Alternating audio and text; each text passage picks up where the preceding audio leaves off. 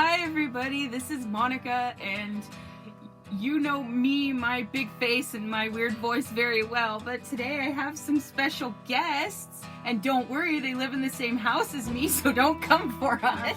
This is my sister Elizabeth and my brother Nicholas, and the three of us are really big, like, gamer nerds. So today, for our first video, all three of us together, we're going to talk about our video game rage breaking points. The points that brought us to our knees. The rage breaking points that made us want to quit the game, you know, that kind of thing. So that's what we're here to talk about, and I should say that all of these are from Final Fantasy. yeah, all of These these are are all from Final- Final so Fantasy. it's more like Final Fantasy breaking point moments. We could talk about like the Scourge challenge in Harry Potter computer game too. Oh man, no. What or was the worst in Harry Potter was the Alahomora challenge. Oh yeah, the Alahomora And the challenge. Sorcerer's Yeah, because you had to computer. trace it with the mouse. And it was yeah. so picky. And we could also talk about the Parasite Cage 2 from Kingdom Hearts 1. Let Pinocchio go, Riku, watching the same cutscene over and over again because the original PS2 release did not let you skip cutscenes. So every time you died from the poison breath, you had to watch Let Pinocchio go, Riku. That's where we have that cutscene memorized. I know, it's pretty crazy. There's also the gunship part from Lego Star Wars original Yes, from the gunship. 2005. That Oh, shit. Gunship Cavalry! We would play that part over and over. We would die on purpose because we found the death cutscene hilarious for some reason. Yeah. So, yeah, this is more like Final Fantasy rage breaking points because this has been the summer and by extension year of us playing Final Fantasy games. Our other brother got me Final Fantasy X for my birthday, and that reawakened the flame. Started an avalanche. Right after that, I got into 4, and right after that, Lizzie got, or Monica, I should say, got into 6. Yeah, I replayed 7, and so, yeah. So, for me, it is Final Fantasy 13-2 Bahamut Trio, the very final boss. At least, I hope it's final. I haven't gotten past it. We don't know. There may be another boss after that. Who We don't knows? know. We just don't know. I haven't completed the game. I'm stuck on this fight, the Bahamut Trio. So, you go through a few really tough but kind of fun boss fights. It's like a boss rush, more like one after the other, you know, and it's pretty fun. Even though Caius heals himself non-stop, the fight with him is a whole lot of fun because there's a lot of strategy involved, which is, I was told that this was the kind of game where you don't have to strategize. I was told wrong. You do have to do a lot of thinking. Also, the cutscenes involved with Caius before and after were really compelling. Yeah, the cutscenes are very compelling. I didn't expect to actually care about the story so much in this one because, I don't know, the first 13 was not great. Anyway, this fight goes completely, well, it seems to go smoothly at first. You have two Bahamuts. And then dragon things. They're dragon things. Two Bahamuts in the front row, and then there's one behind just kind of watching. You can't hit him yet. So you're fighting the two. They have kind of high defense, but that's okay. They're not too difficult. As long as you keep your health up high, then you should do just fine. Once you take those two out, you can hit the main dude, which I believe is Caius, the main bad guy, in like some sort of Bahamut form. It's called Jet Bahamut on the wiki. Jet Bahamut. So, he's got how much health? 1,059,000 hit points. 1,059,000 hit points. Compare that to the 141,000 that his two little cronies have. Yes, the two other Bahamuts that you're fighting have vastly less amount of hit points than that. It's insane, and that's not the only crazy thing about this guy. He can resurrect the other two Bahamuts, which already took a super long time to defeat. He can just bring them back on a whim, and it doesn't matter. I don't know how quickly you're supposed to beat this guy. I don't know if you're supposed to beat him before he does that, but he brings them back really quickly. I think you're supposed to beat him before he even brings them back once. But And before he does the I swear, thing. he brings them back within a minute. Anyway, after bringing them back, I haven't even gotten to the best part. So I was like, okay, he brought them back, but I can defeat them again, and then I'll be able to take away more of his hit points. It'll be a slow grind, but I can do this, I can survive. But when he brings all three of them back, he does this crazy move with all 3 of them. Exaflare, I think it's called. Exaflare. I just saw that and I knew I was dead. It just insta-killed me and that was it. I don't know how I was supposed to survive that. I didn't even see how much damage it did. I don't think any of us did. Did you see how much damage it did? I was just in shock. Anyway, I tried that fight quite a few times, but to no avail. And I was quite angry because I wanted to see the new world. With nothing but the love you gave me. Yes, the only thing I could do was to trust the time we shared. Okay, I'm quoting song lyrics now. But don't worry, Lizzie, he'll get him. You'll defeat that loser eventually. Yeah. Before to bring that awful Caius to justice. You just need to collect those ultimate weapons in Serendipity. So I was pretty angry, but that's nothing compared to how angry Monica was. You want to tell the people about your angry experience? Okay, so this story takes us back to 2015. Oh god. I was a teenager and I was playing Final Fantasy VII for the first time on a backwards compatible PS3. We had the original PS1 disc. We still do. But, of course, when I replayed it, I was playing it off the PlayStation Store. So, back then in the day, I was playing the original release of the game on a backwards compatible PlayStation 3. And, I was loving it. It was so great. Aerith had just died. We were emotionally devastated. I think this was a few days after that. Yeah. We're climbing around in the Great Glacier area. And, you know, it's been a little while since we fought a boss. So I wasn't surprised when, you know, the ground starts shaking. My characters look around like that. I think I had Cloud, Sid, and Yuffie. And the music starts playing as well. Like that. And it's just like this weird two-headed? Yeah, two-headed. Two-headed, like, dragon thing. And, you know, you don't think it's gonna be so bad, you know? It just looks like a generic-ass, you know, regular boss, you know? A boss that just comes out of nowhere and you fight it because there hasn't been a boss in a while. But this fracker, let me tell you something about him. He killed me at least 16 times. I hate Shizo. That's his name. His name is Shizo. Though at the time I called him so because I hated him so much and I was the most mature person on the planet about it.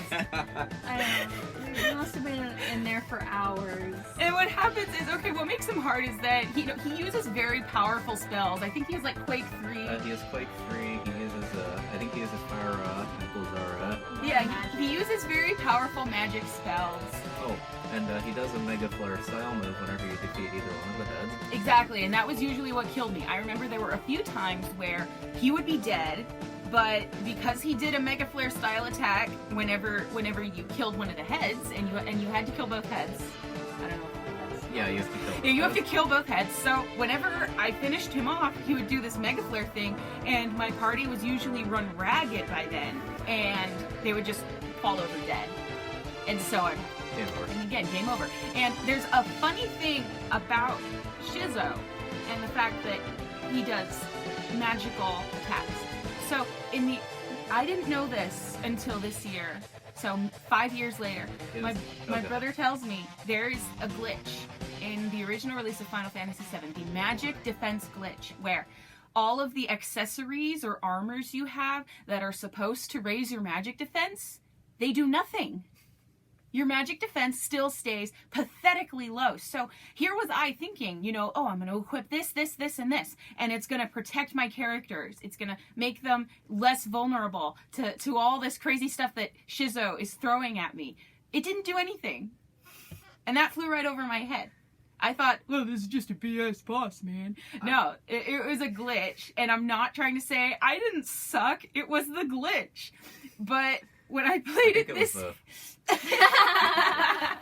when I replayed the game this year, and the magic defense glitch was patched out, I did beat him in one try. And maybe it was because my materia was better, I had better level spells, maybe my characters were more leveled up, whatever. But I beat him in one try this time, and it was very cathartic. So again, as a reminder, her second play, the one she did this year, that was on the PlayStation Store, not the original version. That's how the defense glitch was gone. PlayStation. Thank you, 4-8 Productions, for pointing out that glitch.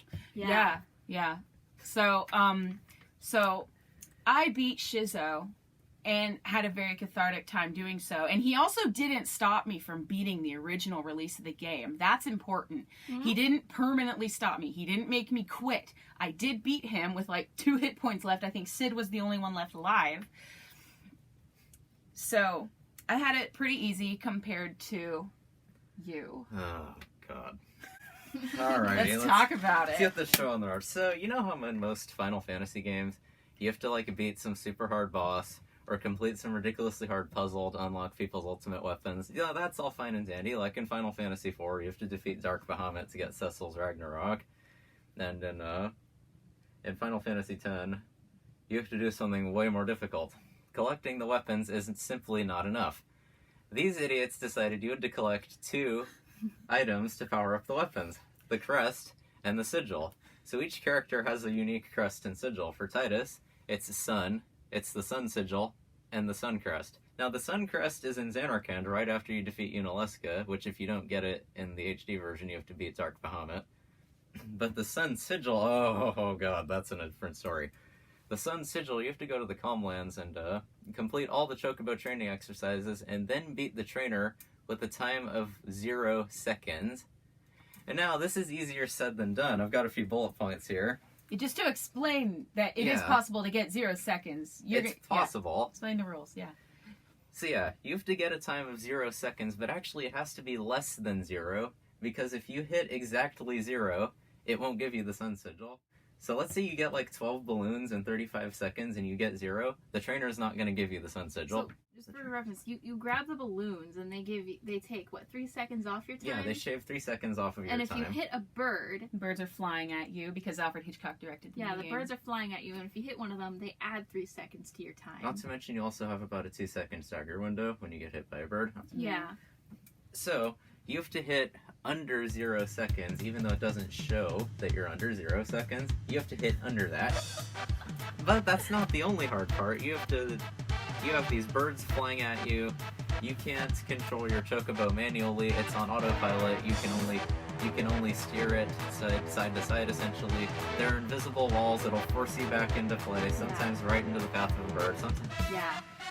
And also, the birds have massive hitboxes and can hit you even when it looks like they didn't. They can hit you when they're disappearing. They can hit And the balloons have really, really small windows to pick them up. You have to, like, hit the balloons dead on, whereas a bird can clip you with its wing and you'll stagger. It can clip you with its feather, and you're just...